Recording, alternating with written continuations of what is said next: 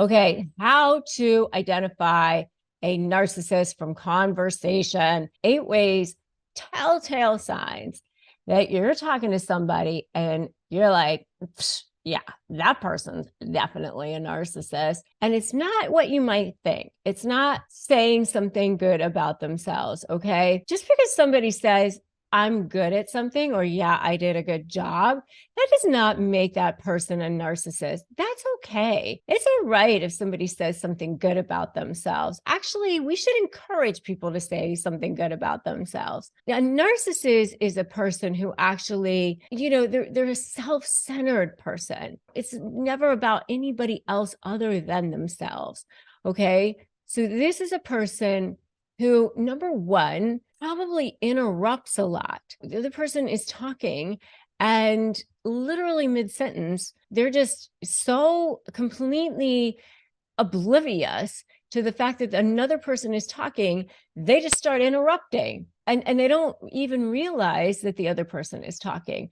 They don't go, oh, I'm sorry, you were saying something, go ahead, or whatever. They just start talking. And especially, if it's like early on in the relationship or something like that, and just let the other person just go, especially if they're just mostly talking about themselves or, something in their own lives or whatever. That's like definitely a telltale sign. Number one, they interrupt a lot. Number two is they never stop talking about themselves. They're just, during an early phase of the relationship, you should be hearing questions about you. Tell me about you. Tell me about your life. Tell me about your family. Tell me about your kids. Tell me about your job. The person should be interested in, or at least feign interest in you. This is a person who, like, if all they can't do is to talk about themselves, you might as well be a piece of furniture on the other side of the table. That's going to be a problem. Okay. They don't stop talking about themselves. The next one is they don't even stop to ask about you. I've noticed this even long into relationships with people sometimes. I remember having a client one time who was always, a fixture. Basically, he became a fixture in our office because he was just so wrapped up in his case, and he was, so worried about his kids all the time. And he was a likable guy in a lot of ways. And he became, really close to one of my paralegals. He became really close to one of my associates. My whole staff got to know him pretty well because, his case was like going on forever and everybody got to, be a part of it. But then one of my paralegals said, I just kind of noticed that, he was never really interested in anybody else other than himself. Like he never really asked about what was going on in any of our lives. He never asked about me or my kids or anything like that. And she just got tired of it because she just felt like he didn't really care about anybody but himself. And so she just, eventually when the case was over, the guy, I guess, thought that he was going to become friends with our paralegal or some of the other staff or whatever. And she was just like, no, I just feel like he's just too self-centered. It was like one thing when the case was going, because obviously everything was about him, but she just said, like, even when the case wrapped up, he still continued to not be interested in anybody but himself. So, if a person doesn't ever stop to ask about you, that could be a really big red flag.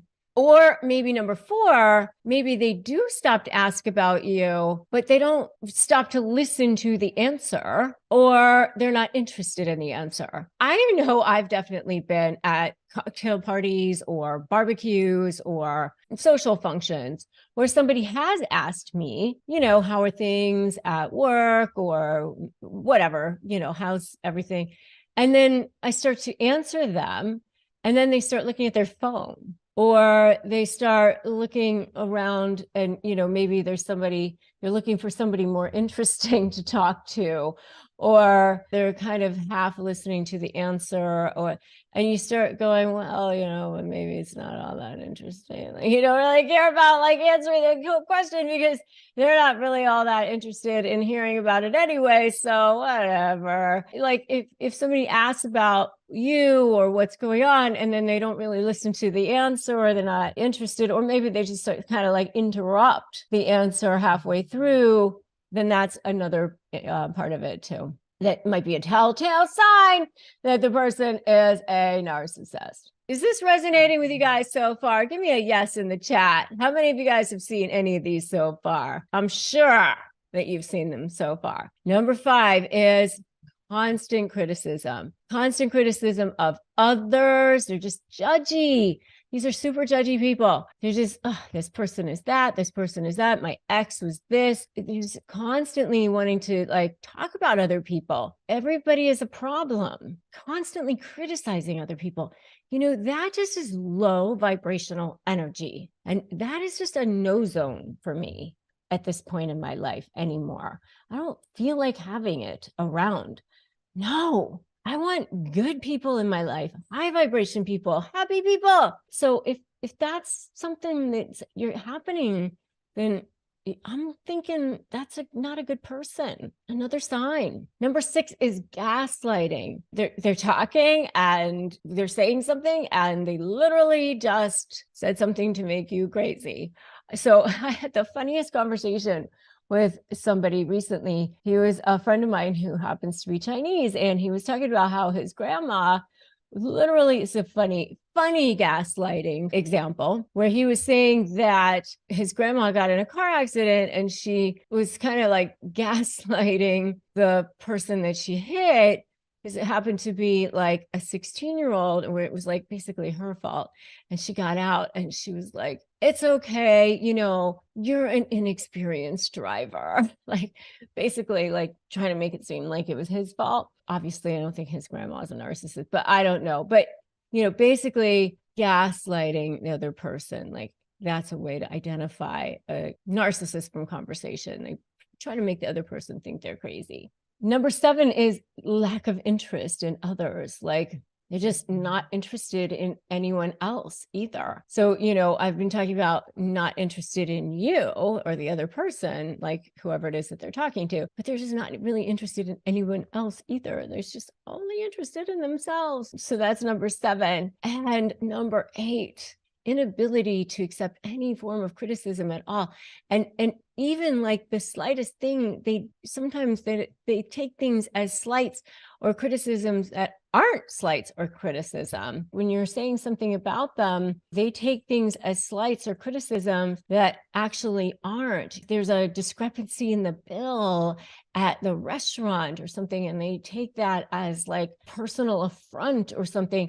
I mean, I remember being with a family member one time who was dating somebody who was, a little bit crazy. And the person was like upset because they didn't get as many French fries as other people. And they take that as like a personal affront. Things that are like, they just see things that aren't there kinds of things, So inability to take slights or criticisms, that can be a massive, huge problem. And you can identify narcissists that way as well. Okay, so I have been there going crazy and wondering what in the heck is going on. I did not realize that there was such a thing as a covert narcissist. I thought narcissists were loud, bragging people who would boast and tell everybody how great they are, people who would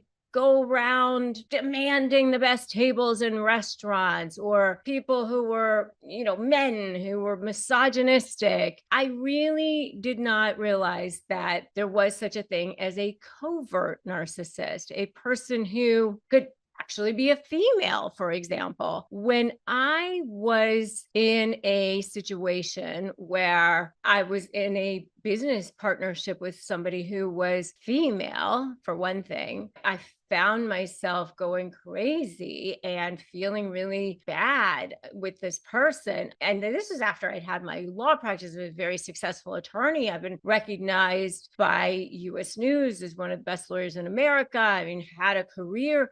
I was so confused about what was going on. I didn't realize that this person could be a narcissist until somebody had actually pointed out to me that that's what this person was. And so I think it's important for you to also understand what the differences are between a covert and an overt narcissist. I mean, they're both narcissistic, meaning that they have these underlying feelings of emptiness inside. They don't feel any sort of value inside. They're trying to get all their feeling of value from external sources, but they go about it in very, very different ways. The grandiose or overt narcissist goes about it in very overt ways, very grandiose type of personality, whereas the covert narcissist is a much stealthier type of narcissist. They try to avoid that spotlight unless it's kind of a stealth sort of a way. They kind of go about things in a more of a passive aggressive kind of a way. They're a little bit more introverted, and they don't have that brash sort of personality that you generally tend to see with an overt narcissist. And they don't want to risk any sort of public humiliation. It's more of a victim-y sort of personality. And that's what you sort of see with a covert narcissist. I mean, I remember thinking, oh, I don't think this person is a narcissist. I think they're just really, really insecure, which is true. So number one thing that you're going to see with a covert narcissist is you're going to see this as a person who is very passive aggressive. You know, they're going to criticize from the sidelines. They're going to judge from the sidelines, but they're more passive aggressive, meaning they'll maybe agree to do things. They're agreeable from outside, but they're criticizing on the inside. Like, everybody thinks that they're super nice. They smile a lot. Oh, yes, absolutely, I will do that thing.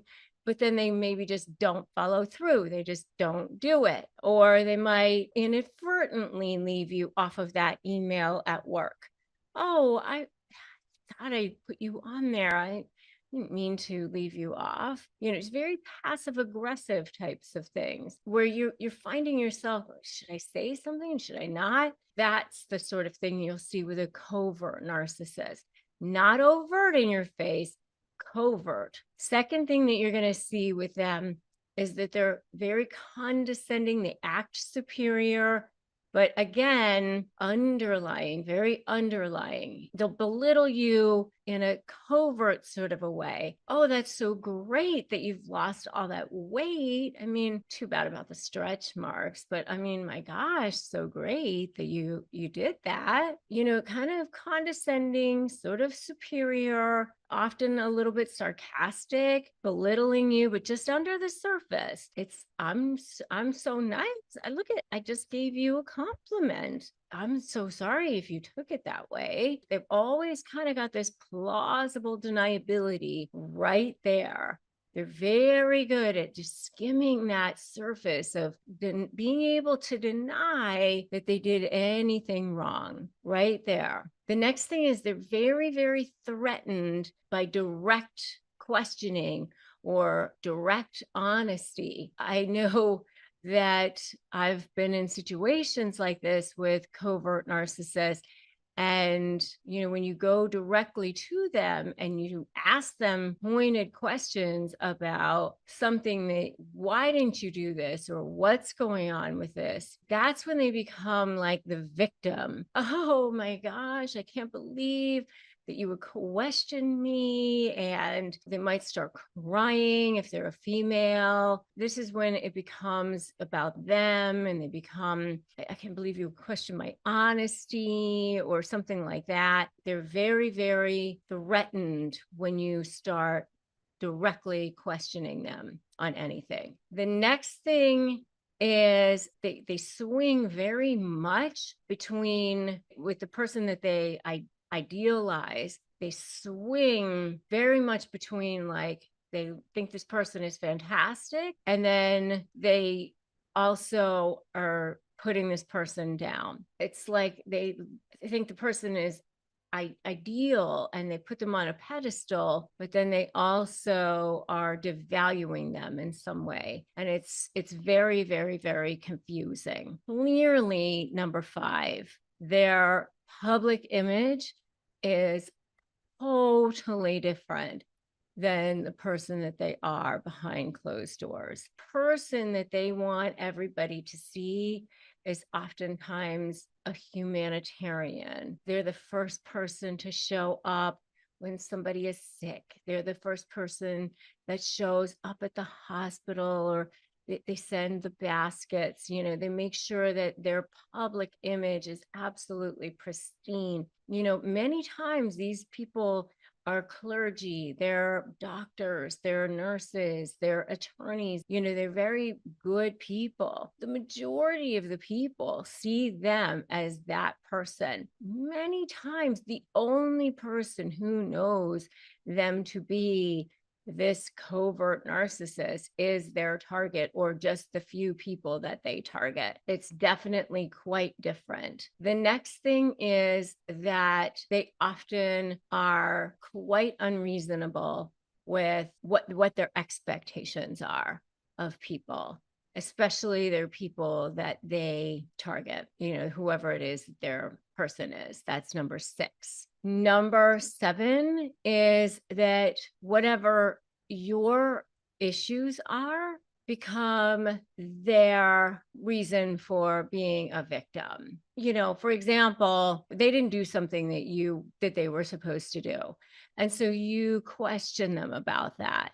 Well, then that becomes their drama about it. They had a funeral, they had a this, they had a that, and now it's whatever it is, it's much, much bigger. And then the fact that you attack them about it, it makes you the bad person. And then you end up basically apologizing to them. And so your issue never even gets addressed. And in fact, you feel bad about it. The next thing is number 8, is that they use other people's vulnerabilities. I'm trying not to use certain situations that I know so well in my life, because I don't want the narcissist in my life to come knocking on my door again. But so, for example, if they see that that somebody is sick, they will go show up to that situation and make sure that they are seen doing all the things that they need to be seen doing in that situation. But, if there's not an audience, then they won't be there. They like to use other people's vulnerabilities for their own use. The next thing is extremely, extremely reactive to any kind of criticism. Highly, highly easily slighted, highly easily reactive to criticism. They cannot take any sort of criticism whatsoever. The next thing is that they oftentimes fake illnesses, fake injuries. I know some that are often chronically ill or chronically injured because they get attention for that. They get attention from not just their spouse, but they also get attention from others in the community or people around them. And so they are just chronically sick so that they can get people to have sympathy for them. Covert narcissists like to be the victim. sometimes they're even called the vulnerable narcissist, because a lot of times they can be downtrodden or that sort of thing. It's sad. Honestly, it's so sad. And, I want you to put that in the comments. It's so sad. So sad. Even though, yes, it can be draining for you, honestly, you have to be sad for them, because that's how they live. They will honestly, many times, compromise a relationship with their own family members in order to continue to get attention from others, because they would rather have that. So the next one is they will stonewall people. In other words, they will just stop talking to people completely. If that is what they need to do, then that is what they will need to do. The next one is they completely have no introspection whatsoever, no self-awareness, no, like, let me take a look at my behavior. Let me take a look at how I need to be responsible for how I might have caused hurt or harm to this person, and might need to apologize to this person and really have empathy for that. A lot of times you might just hear platitudes from them. They're just not aware of how their behavior actually impacts others. The next one is they're extremely envious of others, constantly looking at how other people are living, what they're doing, comparing themselves. And there's this underlying rage about it, underlying jealousy about it. They can't be happy for somebody else. If somebody else actually says something about, look at what I've done, or look at what my child has done, oh, that's just great. That's great for you. They really can almost barely choke out a congratulations for them that's actually sincere. They really can't be happy for someone else. The next thing is that they often gossip. They often triangulate. They even often pit people against each other. They'll say things about this one to that one, and they'll say this one said this thing about that one, so that they can get people to not like each other, because they really want both of those people to rely on him or her. They want to be the center of everything, and they don't want those two people to be friends with each other. So they kind of gossip, but also want to divide people and keep people just friends or relying on them. That's that. The next one is they constantly need reassurance. How did I do? I want acknowledgement. Look at all the things that I did for you. You need to tell me how great I did. That's the next one. The next one is that they fixate on others. They fixate on other people and what they might have done to them, or their misfortunes, or, they almost get like obsessed with other people and what's going on with them. This goes back to that comparison thing too. They're just so wrapped up in what's going on with other people and what's going on with this person, that sort of thing. It's just, it's exhausting. The next one is that they change with whoever it is that they're around. And because they're constantly working hard to flatter or fawn, to win favor, or to be with whoever the next person is that they're going to win favor with and get the best supply around. It's always this game to see who they're going to get the next best supply around. And so that it's this chameleon-like behavior to sort of fawn or be flattered by, and working the room almost in a way, but trying to stay kind of stealth, and because they don't want to get too much attention, they're trying to stay humble. They don't want to be the center of attention because they don't want to make it look like they're bragging. And so that's sort of the next one. The next one after that is that they gaslight you. They gaslight you constantly. All narcissists gaslight, but covert narcissists really love to gaslight. They rewrite history to whatever version they want to rewrite history on.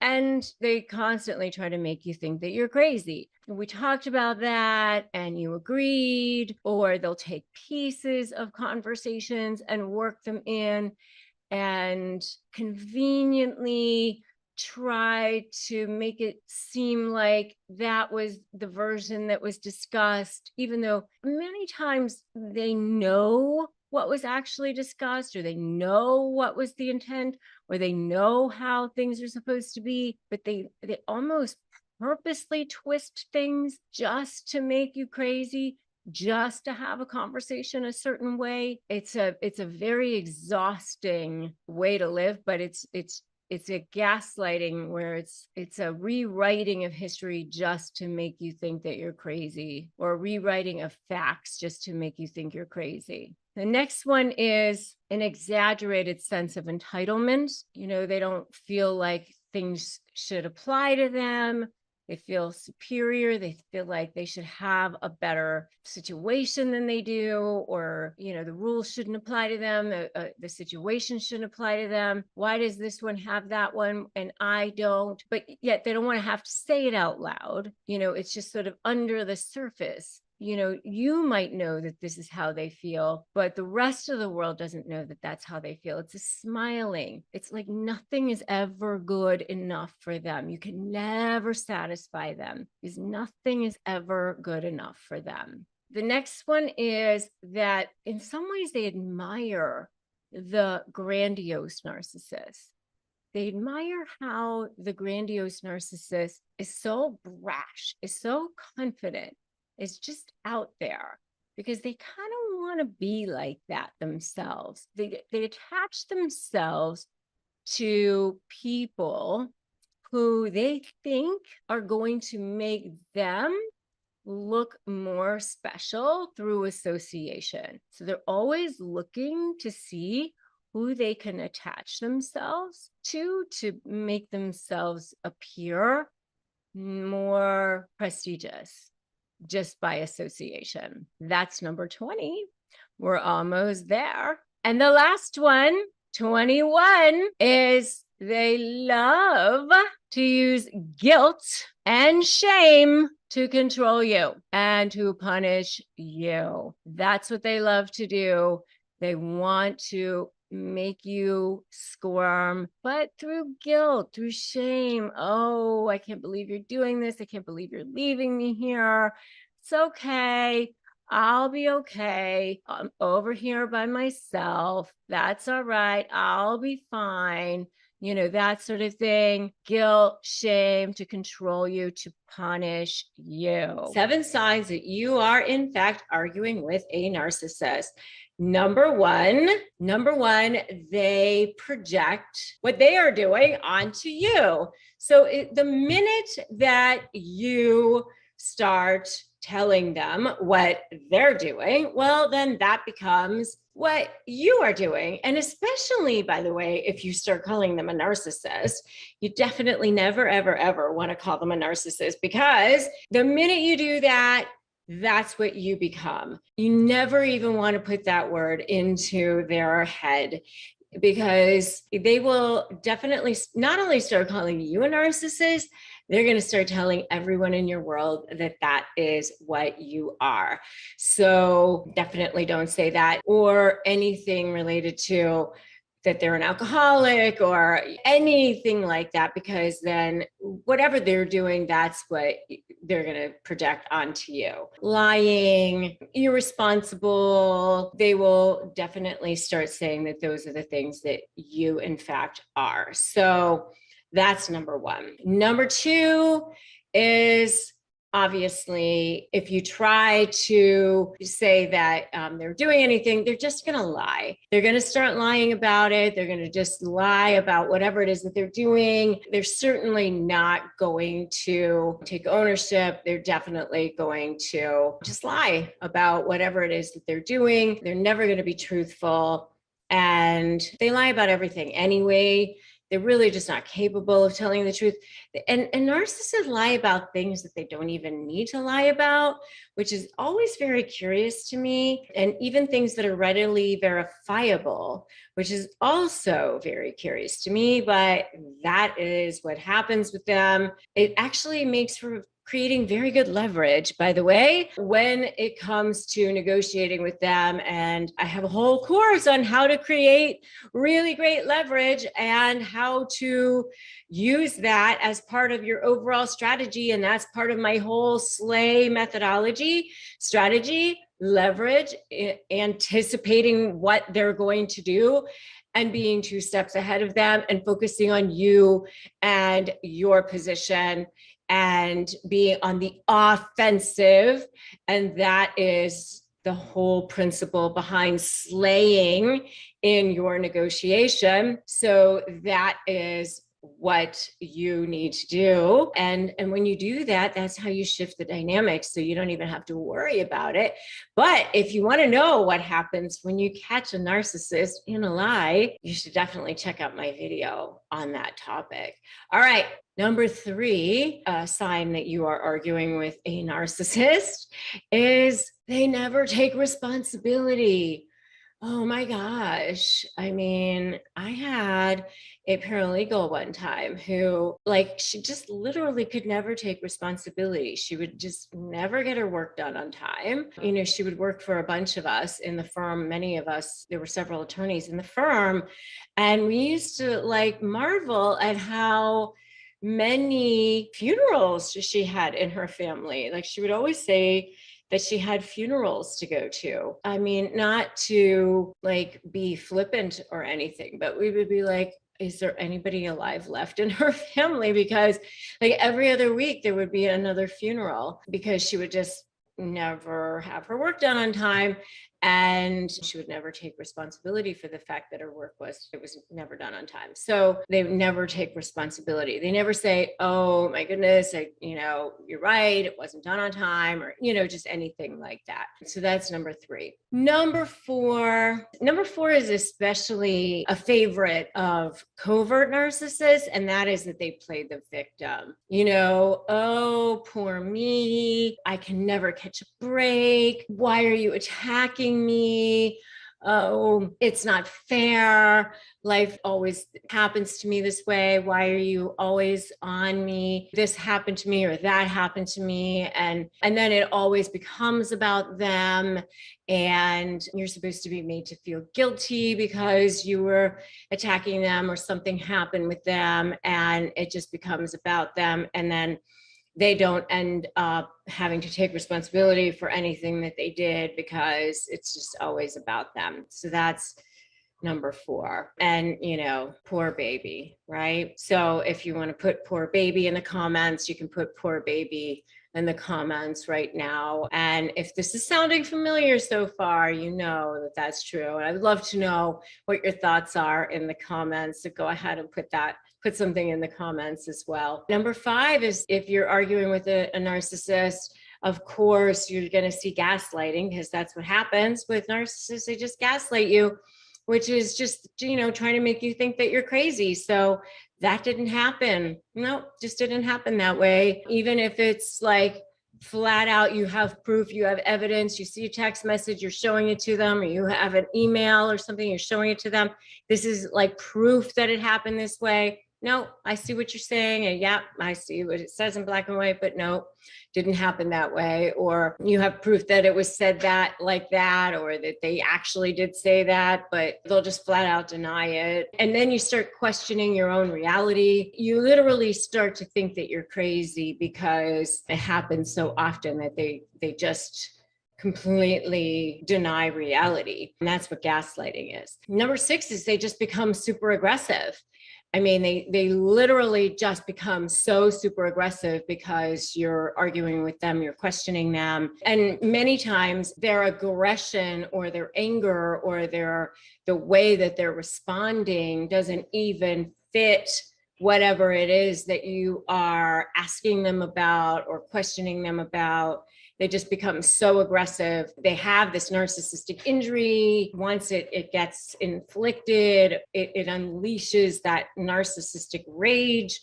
And, it can be pretty scary sometimes. So be very careful if you guys are in any sort of danger situation, of course. So that's number 6. And number 7 is, a lot of times they just minimize and future fake. You're bringing things up and they just want to brush it aside and just pretend like it didn't happen.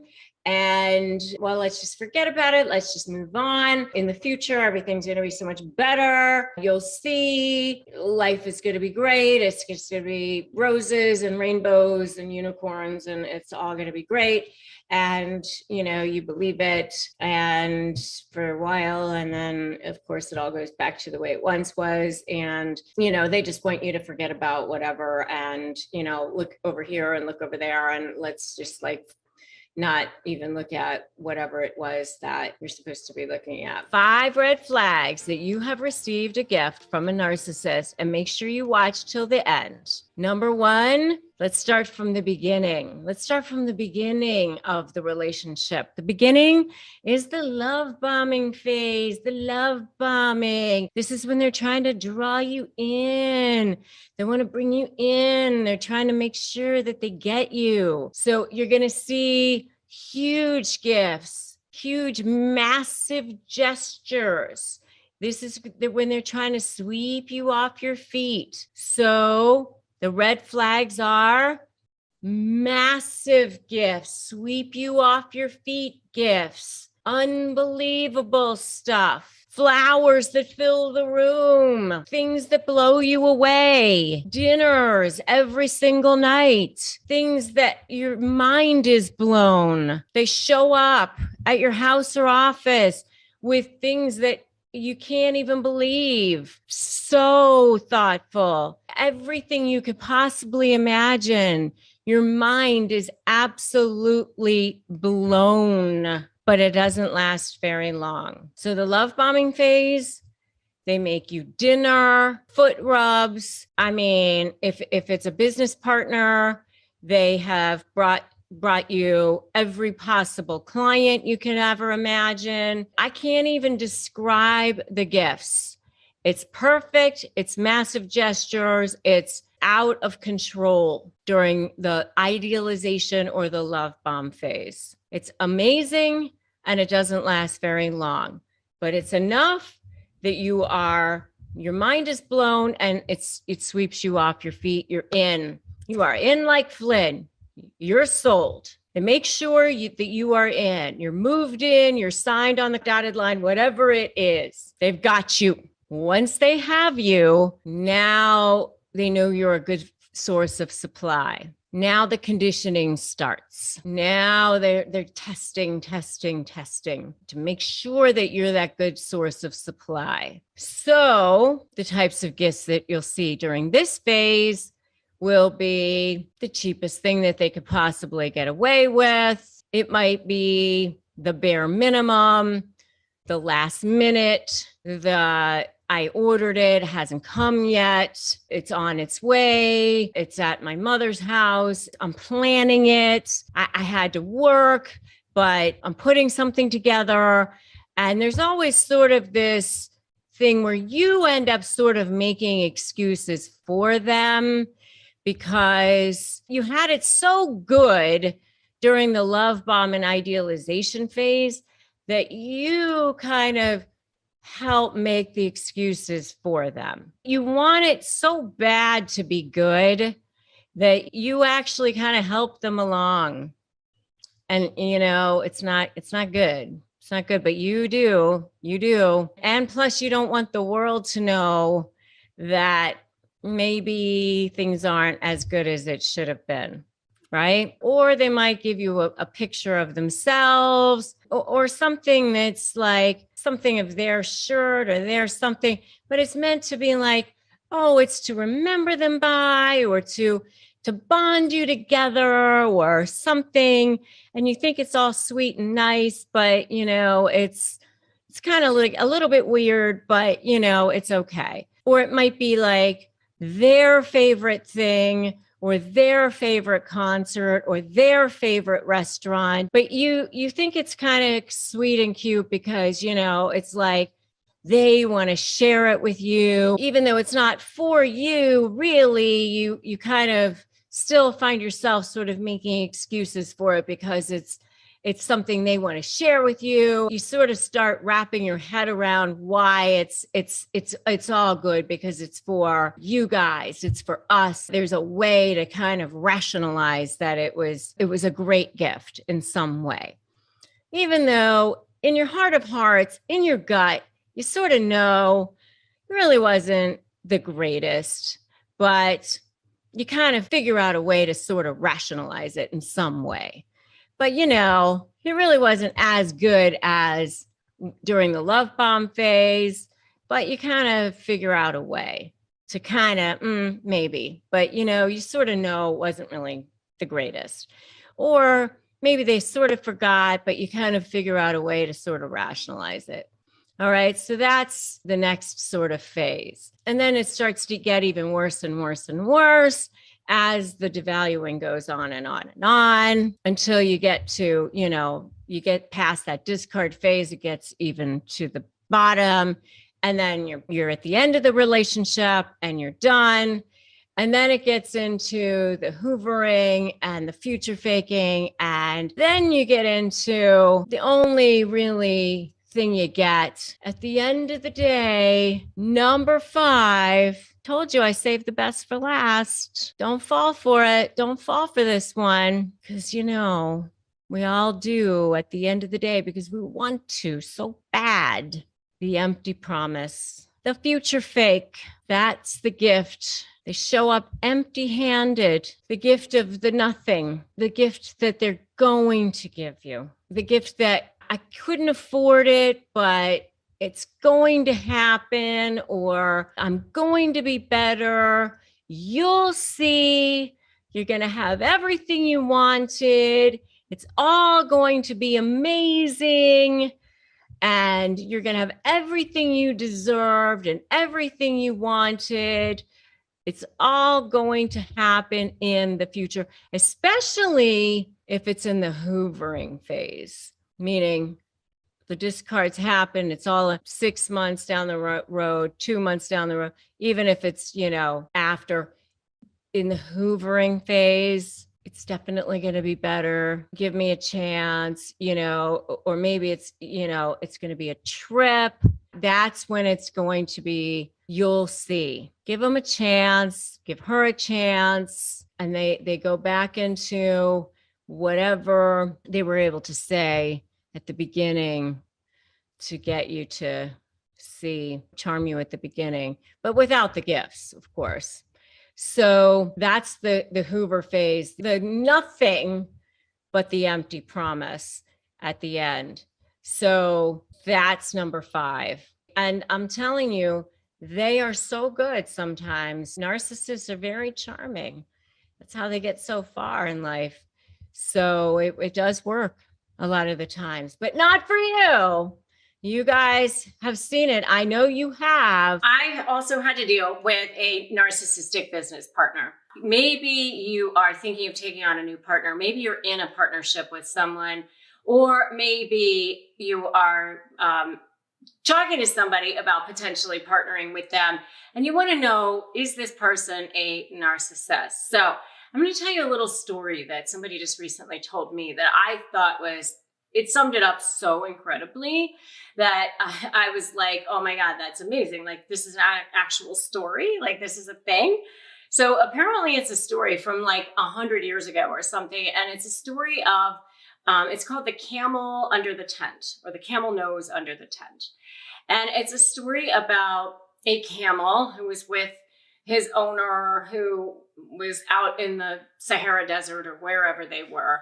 And they stopped for the night and they've got the tent up, and the camel, they're getting ready for, you know, to go to sleep for the night. And the guy's inside. And the next thing you know, the camel sticks his little nose under the side of the tent and says, "Please, sir, it's very cold out here. Can't I just have my nose under the tent?" And the next thing you know, the guy goes, all right, fine, just your nose, but nothing else. Next thing you know, the camel puts his whole head under. Please, sir, can I just have my head under here? It's like so much warmer in here. It's so nice. And it'll just be my head and everything else will stay outside. Can't I just have my head in? And the guy goes, all right, I guess so. And the story just continues on. And by the time the guy wakes up in the morning, the camel is basically like in the bed and the guy is on the floor. Okay. And it's because the camel has basically taken over the entire thing and mistreating him on top of it. Okay. And that's kind of how it goes when you're dealing with a narcissistic business partner. I've coached a lot of people in the past who've had narcissistic business partners. And what's really interesting to me is that they all are kind of the same. It starts off where they're like incredible. They just seem so perfect for you in every way. So one of the people that I coached, she had a business and her specialty was training people. And her business partner's specialty, allegedly, was going to be bringing in salespeople and developing a sales team. And so they thought that they were like perfectly matched. Well, as it turns out that once they became partners, she ended up doing all the work. She was bringing in the salespeople, she was training people, she was doing everything. And her partner was like saying that she was going to do things, might do a little bare minimum, taking credit for everything. All the team thought that she was doing all the work. I mean, and it was a very similar situation with a situation that I had to deal with. And I've heard this from story after story after story. It's very, very similar. They start off love bombing you, but not in a love bomb way, like a romantic way. It's like, hey, listen, you've got a skill set that I don't have. Or look at how perfectly aligned we are. Or look, we should be best friends. Look how many similarities we have. Our backgrounds are so similar. We have so much going for us. We should totally work together. Whatever it is, like they just bring you in. Oh my gosh. And at the beginning, they work really, really hard. They're doing all the work because they're love bombing you. So every day you're getting emails. They're working on this. They're creating a plan. They've got the great people lined up. They've got business space, if that's what you're looking for. They've got whatever it is. They're doing it. They're on it. And you're thinking, wow, this is amazing. Where have you been all of my life? Like, I can't believe how lucky I am. And you're telling everybody, wow, I just met this new person and we're going to have a business together. And they're incredible. They work so hard. They have all these amazing contacts. They're doing more than I am. It's just amazing. And so that's how it starts off. They love bomb you like that. So that in the beginning, before it's all, actually cemented, they really, really work hard. They really, really show their stuff. So then what happens is you think, okay, I'm not going to let them have all of my business. I'll let them just have a part of it, or maybe they'll do just this part of it. Next thing you know, there they are taking over the rest of it. Or they're doing nothing and you're doing all of the work and they're taking all of the credit for it. And then on top of that, you start to notice things that are off. Like they're degrading you a little bit. Like, oh, I noticed that you took care of this thing, but I noticed that you had made a mistake or you forgot this part. I fixed it for you. Something like that. That starts to happen. And then you start to notice other little things, like they're taking credit for your work, or they're taking credit for something that you did in the past, or there might even be like taking things that you had done or said and positioning it as if it is theirs. And you think that's a little weird, but okay. I mean, every once in a while you think, all right, but maybe everybody else thinks this person is so nice, especially if they're a covert narcissist. You think, well, maybe I'm just misreading it, or maybe I'm making too much of it because everything else seems so great. And so you just continue on with the situation because you think it's going to serve you in some way, even though you probably have red flags going on right from the beginning, but you just choose not to notice them because you think, well, maybe it'll work itself out. Maybe it won't be so bad. Let me just tell you something. Remember Maya Angelou said, when people show you who they are, believe them the first time. You will do yourself a huge favor if you start believing them the first time, because things will start to get worse and worse. You'll start to notice other little things, like that they didn't tell you about something, or maybe money is missing. And if you ask them about the money, then they start to say, well, I had to put it in a different account because I couldn't put it in this account because of some reason that they make up, right? I'm going to transfer the money over, and then the money doesn't get ever transferred. And then you have to ask them about it again. And they say, oh, I have to talk to my bookkeeper about how to do that, or some made up excuse. And you just, again, you're starting to feel like it's not good, but, to your face, they might be nice. There might be parts of things that are going well.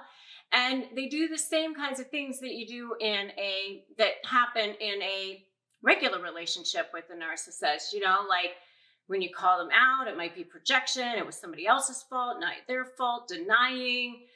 It's your fault. You did something wrong. We talked about that, gaslighting you. All those same kinds of things that happen in any narcissistic relationship because they're very similar. Another thing that you start noticing with narcissistic business partners is that triangulation. So they have a better relationship with the employees than you do. You start to wonder, are they talking to them about you? You're starting to feel like maybe they don't necessarily have your back. Maybe they're saying things about you that aren't true. Or maybe they're just trying to set it up that they do most of the work, that they are the ones to be credited for, like maybe there was a raise that was given that they didn't want to do, but then you ended up talking the person into giving the employer a raise, and then they take credit for it. Things like that. And you just start to go, well, that doesn't really feel all that good. And it just goes on. And the problem is, what happens is like there are times that things are okay. And how they end up starting to like hoover you again is when they start to feel you pulling back. They start to feel you like going, you know what, I don't think I really want to do this anymore. Then they might like step up to the plate and start doing some of the things like that they should have been doing all along. They start taking care of some things for the business or for work because they want you to think, oh yeah, they are doing a little something. They hope that you don't notice that they hadn't been doing anything all along, that only now they're stepping up to the plate to try to like snow you into thinking that like, yeah, they actually have some value. So that's kind of what they are doing as a business partner. It's so evil. And if you think it's so evil, give me a so evil in the comments. Because what happens is you just start to really notice and feel like you don't feel good, and you start to like obsess over it. Like, who are they talking to? What are they doing? Are they creating a business on the side? Are they taking in money and they're not putting it in? Who are they? Are they turning people against me? And all of a sudden you're just in this mode all the time. And it's and they also are like devaluing you, like, oh, what's the name of that thing that you did? I can't even remember the name of your thing. Things like that. It's like, oh, you don't remember? And it's like, I'm your business partner. You just start to feel like you're ruminating on it constantly. And believe me, I know, I've been there. And so, you wake up in the middle of the night, you're thinking about it, you start to get paranoid. What are they doing now? And what happens is, if I try to, the longer you're in this relationship, the harder it is to get out of, because you start to think, well, how am I going to get out of this thing? Like, it's going to affect all these people, or what are these people going to think, or what's going to happen with the clients, and all that sort of thing. But let me just tell you something right now. None of that is worth the pain of the headache and the heartache and the nightmare that you're in right now. It's not. It's definitely better to get out of it. Just rip the Band-Aid off, figure out how you're going to make your exit plan, and then just keep going. Put the blinders on, keep looking forward, look towards your goal. It'll be the best thing you ever did. Yes, there are going to be logistics to it, but figure them out. Everything can be figured out. And your life will be so much better on the other side of this thing. The air is sweeter, the sky is bluer. And remember, Bob Proctor actually just told me something. And you need to go check out my video on my interview with Bob Proctor. But one of the things that he said was, if you want to know where you stand vibrationally, look at the 5 people that are closest to you. And, and if one of those people is basically trying to take you down, and you don't trust them, and you feel like there's a knife in your back all the time, then that is not helping you. It's actually bringing you down vibrationally too.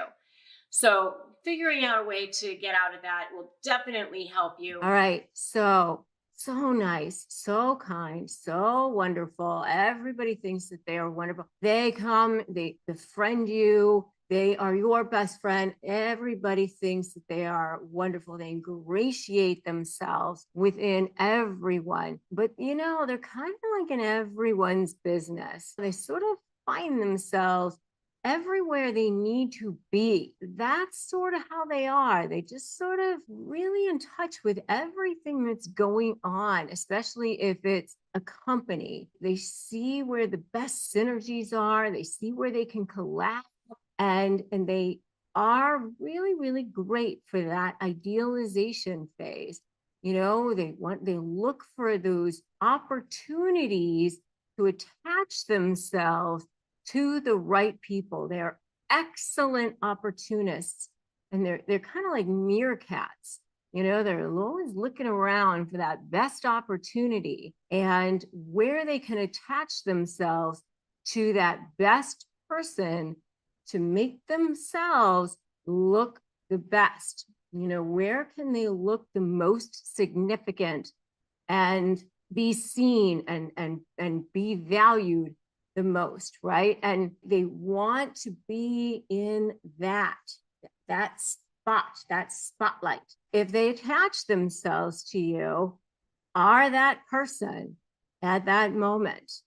So whether it's a business partnership, or if you're at work, or whatever it is, it's because they have decided that you're the one that should be attached to in that moment. And so if that's the case, then, you're going to be a good one for them. But if all of that aligns, then that's fantastic at the beginning. But once they attach themselves to you, so that's number one, then you start to find, well, number two, they end up not following through on the things that they're supposed to be doing, say that they're going to do things, they end up not doing them. So number two is that they're very, very passive aggressive, assign themselves, or you assign them certain things to do. Where is it? You are kind of confused by it because they seem like they're going to be an amazing partner or somebody to be working with, and it's not happening. And they always have some sort of excuse for it, or they just don't respond to you at all. But, they've always got some sort of family issue, some sort of family emergency, some sort of something going on. And you start to feel during this time that underlying sort of competition coming on. Now you're starting to feel that, and you're starting to feel that they're sort of triangulating, right? So number three is that's when you're starting to feel that sort of competition going on. That's where you're starting to feel where they treat you a little bit like they are superior to you and you are inferior. Little digs, little subtle devaluing where, they kind of forget things about you on purpose, things that you know that they knew about you. They kind of put themselves in superior positions. If there's an opportunity, all of a sudden they left you off of it. Oh, inadvertently. They might have inadvertently left you off of emails for meetings, for information about clients. All of a sudden things are starting to happen. And when you question them about it, they are, what are you talking about? They don't own up to it because, everybody still thinks that they're so wonderful, so nice. And they even say things to you like how much they think of you. It's confusing because the way they're acting is different than the way they conduct themselves. And so you're starting to feel confused about this underlying thing that's happening, the passive aggressive behavior, this underlying competition, things that they're forgetting, and the way they still seem like they're your friend, or they still seem like they're supposed to be sort of on your side. Then the next thing is they start setting themselves up as sort of they're friends with all sorts of other people, and that they have stronger sort of relationships with other people. They start setting themselves up as they are the go-to person. They are the go-to person within the relationship with you, so that you are kind of the secondary person in the relationship.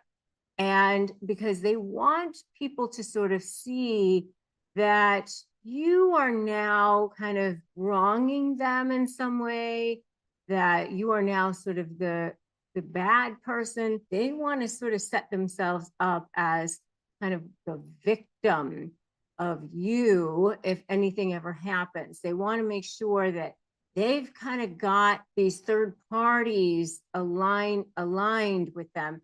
And they want to make sure that you know that these third parties are aligned, so they'll kind of drop it in that how close they are to this person or that person, especially if this person or that person is superior to you, somebody that you look up to, somebody that is perceived to be higher up on the food chain in some way, more famous, more influence. Whatever it is, it doesn't have to be even within the same company, but they want to make sure that whoever this person is, it's whether it's the illusion of influence or whatever it is, that that they know, or whatever it is, that there's this perceived feeling that if there was ever a fracture between you and them, that they're going to be absorbed into the higher level of society as they see it, and you're going to be left out in the cold. That's what they kind of want to make sure that you feel. That's the next one. The next one is you start to see some maybe even potential situations where they start treating you almost as a subordinate. Now they're starting to give you tasks to do where you are kind of becoming, where you're doing things for them. They might even say things to you in public or in front of others that make people think that you're their subordinate in some way. They might put something out on social media or something that kind of makes people believe this, even if it's not true, or they treat you like this in some way. If this is resonating with you in any way, I'd love to know that you've seen it, or just put totally in the comments, or put I've seen it in the comments, or something that you guys have seen so far. Because I know for me, it was very similar to this. And I know for me, I even started to see some unethical behavior at this point. I was taken aback. And if you actually say something to them at this point about behavior that is, potentially unethical or not above board, or you try to call them out on whatever it is that they're doing, they turn it around like it is such a huge, oh my gosh, I can't believe you would question me. Then they become the victim. They reverse it so that they become the victim, and you are now comforting them. The next thing is that they will pretend like they didn't know that you were trying to either take time off or that you were trying to not be scheduled on a certain day or do something like that. They'll start to try to sabotage you. So they might even tell clients or people like that, oh, they don't know where you are, make it seem like you just didn't show up, or make you come in on those days, make you work on those days, that sort of thing. The next thing is that if something good happens with you, and this is the last one, number 7, is that they will absolutely not be happy for you whatsoever. I mean, they'll be like, oh, great for you. Congratulations. I mean, they'll try to muster it, if they're trying to still hide it, but you'll be able to start to tell that they're not actually happy for you. And by the way, this is still, all if they're still with you, still working with you. But I just want to add sort of like a PS to this. If you decide that you're no longer for them, and now you're against them, or now you're actually pulling away and they know it, this is when gloves off, mask off when it comes to a covert narcissist. This is when they just absolutely go insane, removing your access, doing things. This is when you start to see a side of them where you think, oh, what happened to the nice one? Wow. They'll start sending you really nasty emails, being just absolutely horrible. And you think, wow, I didn't even know you had it in you to be like this. And all you're trying to do is actually maybe try to have a cordial end. You try to extend an olive branch. You're trying to be nice, trying to wrap things up in a good way. They will not be able to do that. I'll tell you that right now. And by this time, you will have had all the energy sucked out of you. You will be a shell of yourself having dealt with them. And you'll just be, I gotta get out of this thing. So believe me, I know. I've been there. I've been exactly where you are. And I can just tell you that the best thing for you is going to be putting those boundaries in place, not talking to anybody, not talking to any of their flying monkeys either. I mean, because they try to, put themselves in this place of a puppet master or whatever. And I can tell you that the other people around them don't see what's going on. And it's just not going to be helpful for you to try to remain in contact with them or the other people in their world. It's better for you to try to cut ties with as many people that are close to that narcissist as possible too, for your own sake, your own sanity, your own soul. So it's time for you to spot narcissists in less than a minute flat. So what I'm going to do is I'm going to give you the signs that you are dealing with a narcissist. The first one is that they need to be the center of attention. Now, there's a number of different ways that they can show up as being the center of attention. It's not always, hey, look at me, I'm the best, I'm the brightest, boasting, bragging. I used to think that that was how they always showed up.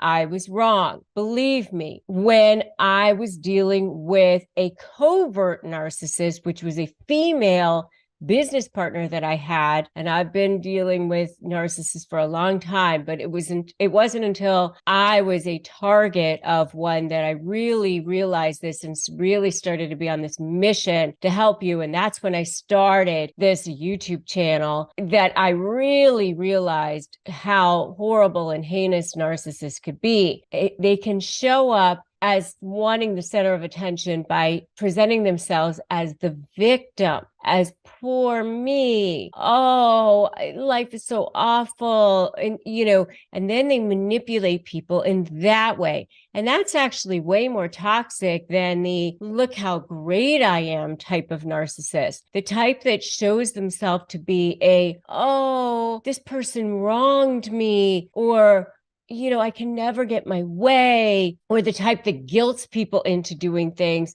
They're actually, I think, far worse, far stealthier, really a smarter type of narcissist. I don't want to say smarter, but a savvier type of narcissist than the boasting one that everybody kind of knows and can spot more readily. So you got to be very careful about that other type of narcissist that also wants that attention and has that need to be that center of attention, but goes about it in a different type of way. So you can spot them right away as well, but they're going about trying to be the center of attention in a different way. They're presenting themselves as the victim. But again, they have this need to constantly be the center of attention. They're just putting themselves as the center of attention in a different way. They can also put themselves as the center of attention by immediately putting themselves the center of a crisis. Somebody is sick. Somebody is hurt. They know to put themselves there right away. But you got to look to see, is this person only showing up if there's sort of like a photo op or the right people are watching, they're not necessarily helping if the right people aren't watching. That's the kind of thing that I've noticed about covert narcissists as well. They have this need to be the center of attention. Are they not helping the people in the hospital or the cancer patient or whatever if they don't think they're going to get credit for it, that sort of thing? I know that sounds horrible, but that's what really happens with these narcissists, okay? So that's number one. And by the way, if you are negotiating with a narcissist in any sort of situation, and you're trying to figure out how to do it, and you're not really sure what to do, I do have a free Crush My Negotiation Prep worksheet, which you can get at crushmydeal.com. And I encourage you to get it. It's a free ebook, crushmydeal.com. The second thing that you can do, that you can spot, the second way that you can spot a narcissist is, they're always going to be presenting as super charming, super persuasive, especially when they want to get something. They really know how to mirror you. They know how to look the part of charming, persuasive. They're usually well-groomed, good-looking, well-spoken, and they usually know how to read whoever it is that they want to get something from, especially at the beginning of a relationship. They definitely know how to turn that on. But even as the relationship goes on, as that bloom is coming off the rose, if you're starting to come on to them and you're starting to realize, oh, you know what, maybe I don't even want to be in this relationship anymore, they start to go, oh, well, let me snap this person back into my life. Then they pull you back in by turning that charm back on, by being persuasive again, by saying the things that you want to hear. And it's also known as future faking or something like that. And even after the relationship is over, they can come back in and turn that charm back on sometimes, which is sometimes known as hoovering. They know how to turn on that persuasiveness, turn on that charm. No one is more charming or more persuasive than narcissists. Okay, so they're incredibly, incredibly persuasive and charming. So that's the second thing. The next thing is they have a huge sense, grandiose sense of self-importance. They believe that they're more important than anyone else. Not only do they think that they're more important than anyone else, but they believe that they should be treated more importantly than anyone else. And they believe that they should be treated more specially than anyone else, that they, should be the most special person in the room, that they should have special treatment. And so, this is the person who will go into restaurants and expect the best table, or expect the best treatment, or expect the best special menu, send the steak back if it's not prepared in exactly the right way. I know for me, like, I have been in situations where my husband and I have been with people who, they send food back. I'm not talking about small things, but I'm talking about where they have mistreated wait staff and been talking down to wait staff and treated people in a horrible, horrible way. And I'm telling you, it is embarrassing. I was with another family one time where the wife actually got up and left and demanded that their entire family all leave too, just because water wasn't brought to the table exactly when she wanted it and the way she wanted it, and tried to stiff the family on the wait staff on a bill, and then ended up not tipping the wait staff. I mean, it was horrible, and it was horribly embarrassing. But this is the kind of thing that they do. They expect special treatment. They expect to be treated uniquely. They expect to be catered upon, that sort of thing. And if they're not, then they take this as actual criticism sometimes, and they are extremely sensitive to criticism. So that's the next one. The next one is that they are extremely sensitive to criticism, overly sensitive to criticism, and they cannot handle being disagreed with in any way, shape, or form. Even if you're not disagreeing with them, sometimes you are actually just having your own opinion about something. But if they see this as you disagreeing with them, then it becomes this massive, huge fight. It can be embarrassing at dinner tables. It can be embarrassing at parties. And, they can actually cause issues at holidays, issues at birthdays, family parties, family reunions, even if you didn't even mean anything. They're very, very easily slighted. You can be saying, I wasn't even saying anything about you. You can be saying, let's just agree to disagree. I was not even looking your direction. But a lot of times they can't handle that. This is where you see incidents of road rage or whatever, because you see these people who are highly, highly sensitive. And what's going on is that narcissistic injury is being triggered. It causes this narcissistic rage to come flying out. And there it is, right? And so if you see that, you've spotted a narcissist. You've spotted that narcissist in 1 minute or less, right? And this is one of those signs that you are dealing with a narcissist. So we are heading down through the list, and we still have many more signs that you are dealing with a narcissist. Okay, the next one is that they need constant admiration and affirmations from others. It's like you can't say anything nice about anyone else, by the way. Like, if you can just say, you could say something nice about the dog. Oh, the dog did a good job today in pet school. Did I do a good job? Did I do a good job today? Like, they want constant affirmations, constant admiration. What about me? Did I do a good job? You have to constantly be feeding that ego, that black hole that's going on inside of them. It's exhausting, quite frankly, to be around these people, because you have to almost be constantly be thinking about their ego and how are they going to be taking things and how are they going to be handling it if you do this or if you do that.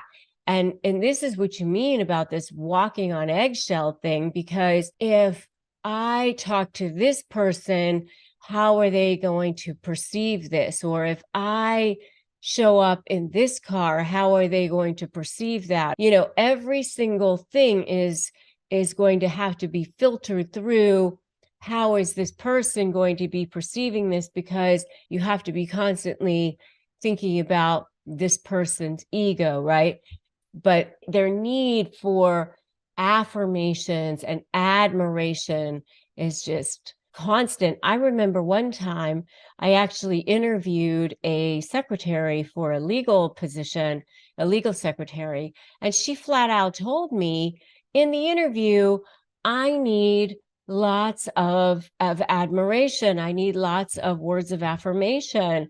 And I remember thinking, oh, thank you for telling me straight up front, because I don't want to have to be like on the hook for thinking about this all the time. Not that I don't give lots of praise to people, but I was like concerned that what if I don't give enough and this woman was going to be thinking that I wasn't giving enough. And it was like too much pressure for me. So I didn't end up hiring her just for that reason. Okay, so the next one is they're often manipulative, using, exploiting, they take advantage of others. They want to use people. They're opportunists. These people see relationships as transactional. If I do something for you, what are you going to do for me?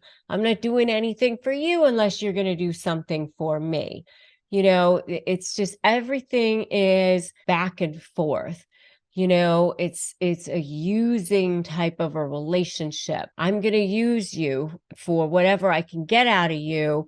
And I'm assuming you're using me too. I'm manipulating you. You're going to manipulate me. It's a very mistrusting, distrusting type of world. And that's how they are in this world. Right? It's difficult to be in a relationship with them. And they lack empathy. They don't actually really care about people because they're just constantly in this scarcity mode. I don't have enough to give. And so I can't care about you because I'm in survival mode all the time. I don't have enough to think about. It's like this pain. It's like if I'm starving, I can't think about you. So that's why they don't have any empathy. This is what it is that you're dealing with when you're dealing with a narcissist. And they're jealous. They're jealous all the time because of that. They feel like everybody else has more. And so they're in this world of envy constantly and looking to see if somebody else has more than they do. And if they do, then they're jealous of that, because they believe that they should be better than everyone else, right? And if you've seen any of these so far, give me a totally in the comments. Just write totally in the comments. I know that you guys have. The last few that I have are that they are arrogant. They can be very, very arrogant, extremely haughty, very difficult to deal with. Oftentimes they can be impulsive.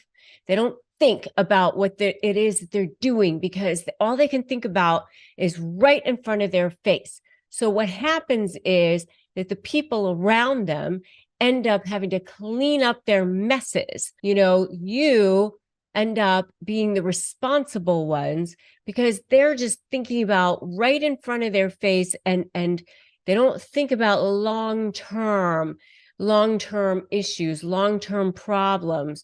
And so they end up being very, very irresponsible types of people. And they're preoccupied with these fantasies of success and these fantasies of what's going to happen and power and brilliance or beauty or ideal love a lot of times.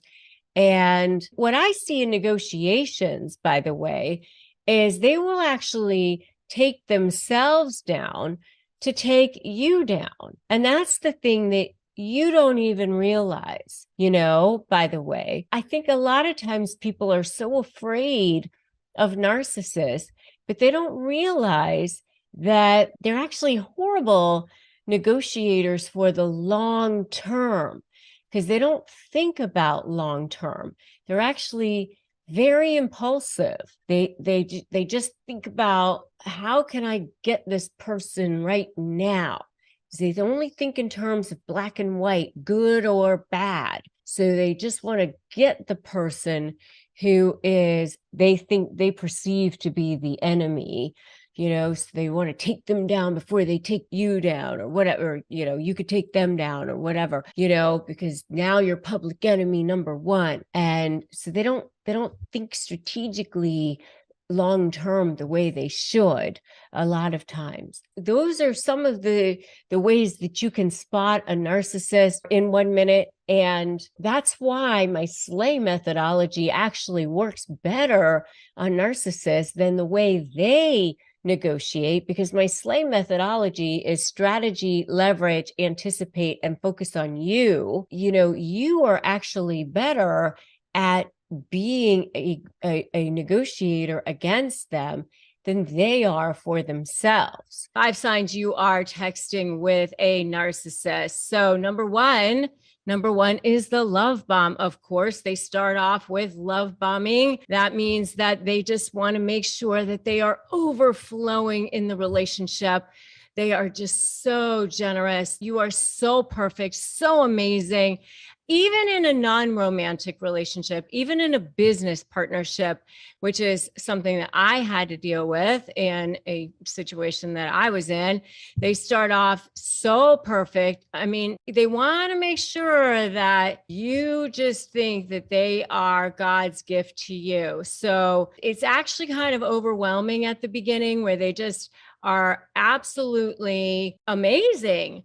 You just wonder, where has this person been all of my life? So they are intelligent and absolutely incredible. If it's business, all the amazing clients that they can bring to you. If it's romantic, they're telling you how beautiful you are, how handsome you are, how smart you are. You just think that you have found your soulmate. I mean, absolutely incredible. And they're just texting you all the time. And it's just absolutely overwhelming sometimes. So the love bomb in every possible way. So that's number one. Number two are the self-centered messages. So this is a red flag as well, because now you're starting to get messages from this person where they're just talking about a lot of what's going on in their life, but maybe not asking you so much about what's going on in yours. They're telling you all about maybe what's happening in their work situation and their family situation. Maybe it's a whole lot of fire alarms going on in their life, a lot of things happening. It's very engaging, a lot of things happening. They want a lot of input from you. Maybe they need you a lot. And maybe, you're an empathic person, so you want to help them and you feel like you're needed and you're engaged. And so a lot of that is going on as well. And so you are finding yourself suddenly drawn into their lives through this text conversation. Maybe they're even starting to send you unsolicited pictures of them and pictures of their family. A lot of that is happening also. And by the way, if you want to know more about how to respond to narcissists' texts, I do have a whole video on that as well, and you can definitely check that out. All right, so that's number two. Number three is future faking. So one of the things that narcissists love to do is future fake. So you will start to get a lot of messages on what your life is going to look like. Narcissists love to talk about the future, what your life is going to look like in the future, and how incredible the future is going to be. If it's a romantic situation, they do want to move very, very quickly to the next phase. So it's going to be you're getting married quickly, you're moving in together very quickly. If it's a business relationship, you're going to be partners very quickly. They want to move to the next phase as quickly as possible. So the future fake is going to be happening very quickly. They want to elope, they want to get married, they want to get to the next business, sign that contract. Let's move. Hey, your soulmates, why wait? Right? So next thing, next project, let's move. Future fake. It's all perfect. Let's do this. So that's number 3. Number 4 is ghosting. Now, all of the sudden, narcissists do like to do this hot and cold thing. So now all of a sudden, they're not responding to your text messages. Now all of a sudden it's, where did they go? And this is how they start to test their supply. They want to condition you.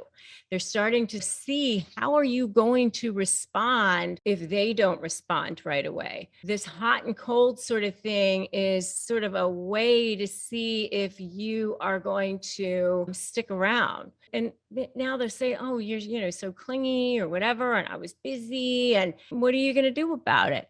And if you stick around and you let it go, well, then, now you're a good form of supply for them. They want you to swoon. They want you to go after them. They want you to need them. They want you to go, oh, where were you? It's pretty sickening. It's a way to start conditioning you. Okay. So, you don't need it. You need to say goodbye to them right at that moment. So I want you to put right now in the comments, say goodbye. Put that in the comments right now. Say goodbye. The last one, and this is, huge red flag. Number 5, huge red flag is the bragging. They'll start bragging about themselves. They'll start to go, oh, and I did this and I did that. And look how great I am.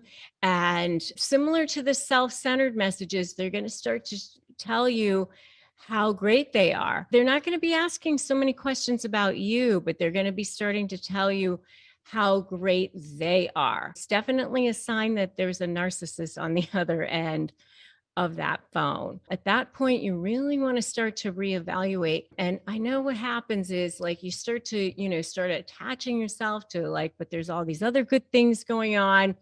And I have a friend who says, you start to turn those red flags pink, right? You start to look at the things that you want to look at and not at the things that you necessarily should be looking at. So don't do that. Warning signs, key differences between covert narcissists and overt narcissist, or that grandiose narcissist. How can you tell the difference? Okay. So covert narcissists are those hidden ones. They're often actually more manipulative and can be harder to spot. They're usually more shy, more introverted. They have more of a victim mentality. They're more like almost more hidden. Sometimes they can actually be more kind, more humble. They seem on the surface to be more wonderful to the rest of the world. They seem like good people. Oftentimes they put themselves in positions of clergy or even lawyers or doctors. They really want to look like they're good people. And many times they play the victim. Many times they're even sometimes downtrodden, or it's not fair, or life isn't fair.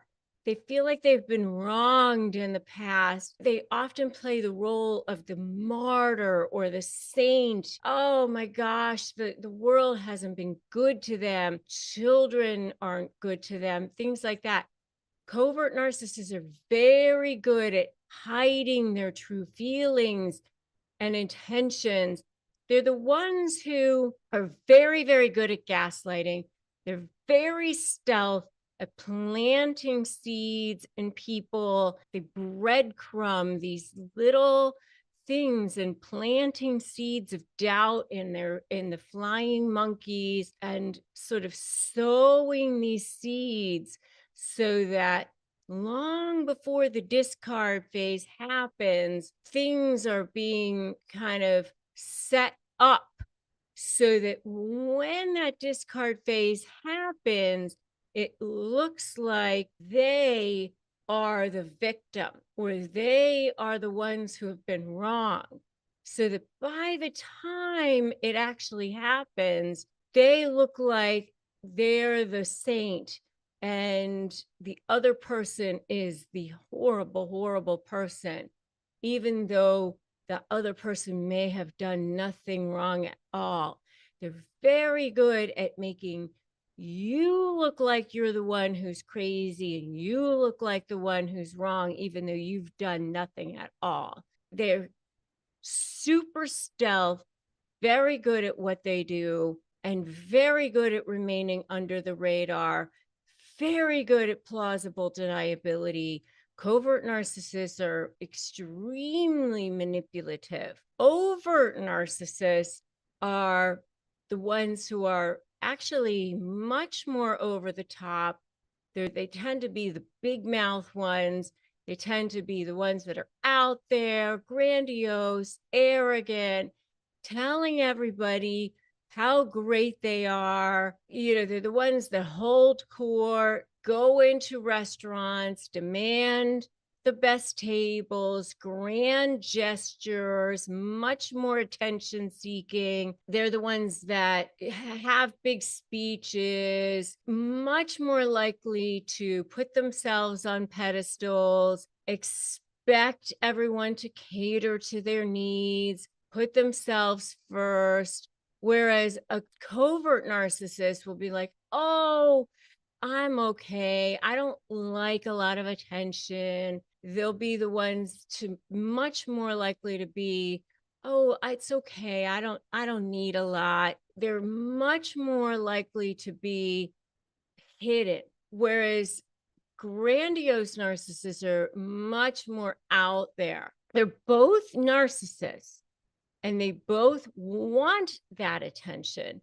They just go about getting it in different ways. Covert narcissists are much more likely to lay on the guilt trip. They just go about it in different ways. They're both very, very insecure. They both seek constant validation from others. It's just that overt narcissists are more likely to be loud and outgoing. They both have a grandiose sense of self-importance. They both think that they're better than everybody else in a lot of ways. Overt narcissists are just less subtle in their manipulations and will use threats or intimidations to get what they want and tend to be, more arrogant.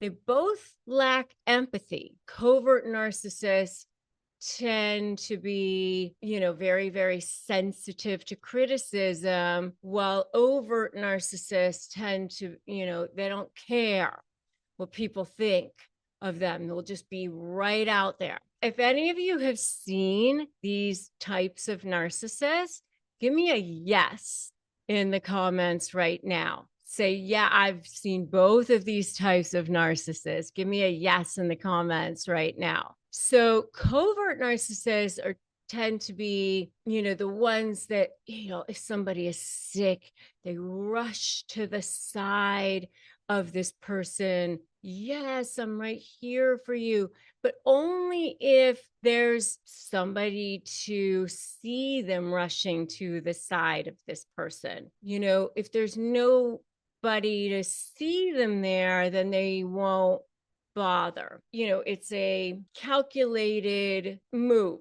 If there's not a reason to do it, then they're not going to do it. There has to be the right eyes to see them there. Covert narcissists tend to use manipulation and guilt trips to get what they want, while overt narcissists will use threats and intimidation to get what they want. Overt narcissists tend to have this grandiose sense of self-importance, while covert narcissists will be like, I'm not good enough and I have to hide my true self. It's just a little bit more of a different way of going about what they want. Overt narcissism is much easier to spot because they're out there and they're loud, while covert narcissistic behavior is much stealthier. And, it's like behind closed doors. It's that death by a thousand cuts. It's usually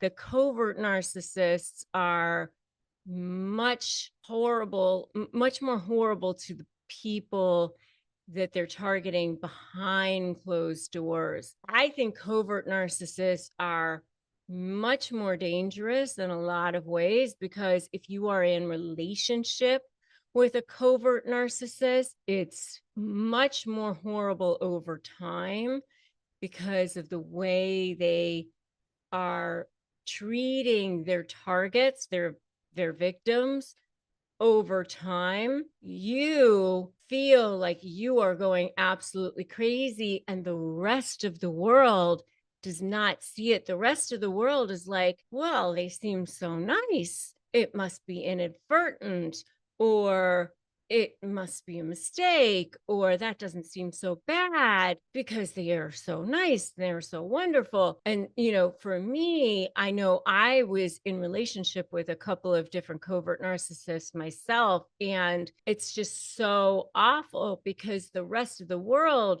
really doesn't see what you see. And then you really do feel like you're going absolutely crazy. And it's just a horrible, horrible feeling and situation. I have actually a whole video on why covert narcissists are dangerous. And I think, the trauma that they inflict on you, it's a form of post-traumatic stress disorder that can cause long-term damage on you.